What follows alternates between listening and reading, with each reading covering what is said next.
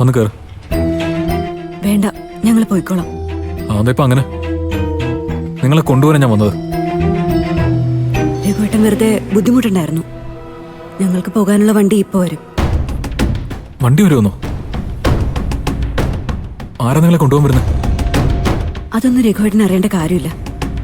എനിക്ക് മോൾക്കും വേണ്ടി ഒരുപാട് ബുദ്ധിമുട്ടിയതല്ലേ, ഇനി അത് വേണ്ട. ആരെ കണ്ടിട്ട് നിന്റെ അഹങ്കാരം എനിക്ക് അറിയാമോ?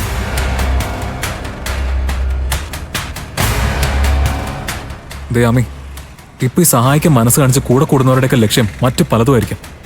അത് ഓർത്ത് വേണം നീ സഹായം സ്വീകരിക്കാൻ. എന്റെയും കുഞ്ഞിന്റെയും കാര്യം നോക്കാൻ എനിക്കറിയാം.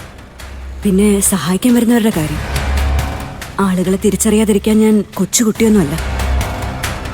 പിന്നെ രഘുവേട്ടനെ പരിചയപ്പെടുന്നവരെ ഞാനും മോളും പല പ്രതിസന്ധികളെയും അതിജീവിച്ചത് തന്നെയാ. ദയാമി, നീ തർക്കിച്ച് നിൽക്കാതെ വന്ന് വണ്ടി കയറാൻ നോക്ക്. വേണ്ടെന്ന് ഞാൻ പറഞ്ഞല്ലോ. രഘുവേട്ടന്റെ കാര്യം നോക്ക്. സ്വന്തം കുഞ്ഞിന്റെയും ഭാര്യയുടെയും കാര്യത്തില് ആദ്യം ശ്രദ്ധ കൊടുക്കുന്നതായിരിക്കും നല്ലത്. അവൻ പറഞ്ഞിട്ടാണോ എന്നെ ഇങ്ങനെ അപമാനിക്കുന്നത്? ആമി എന്ന് മുതലാ അവന്റെ വാക്കുകൾക്ക് ഇത്ര വില കൊടുക്കാൻ തുടങ്ങിയത്? അതേക്കുറിച്ചൊന്നും സംസാരിക്കാൻ എനിക്ക് താല്പര്യമില്ല. എനിക്കൊന്നേ പറയാനുള്ളൂ, എന്നെ ഉപദ്രവിക്കരുത് പ്ലീസ്.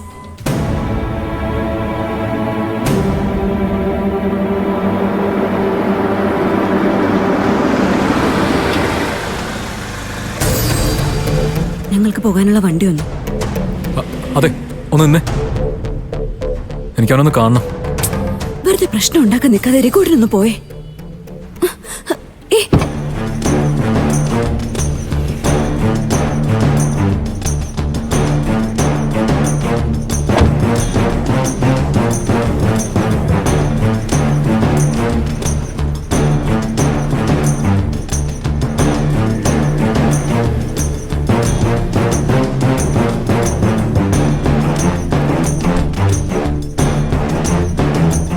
നീ എന്താ ഇവിടെ?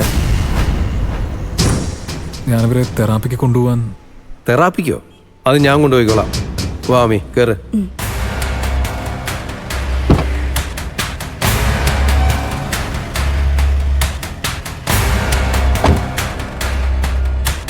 എടാ, മറ്റുള്ളവരുടെ കാര്യത്തിൽ കാണിക്കുന്നതിന്റെ പകുതി താല്പര്യമെങ്കിലും സ്വന്തം ബിസിനസിന്റെ കാര്യത്തിൽ കാണിക്കുക.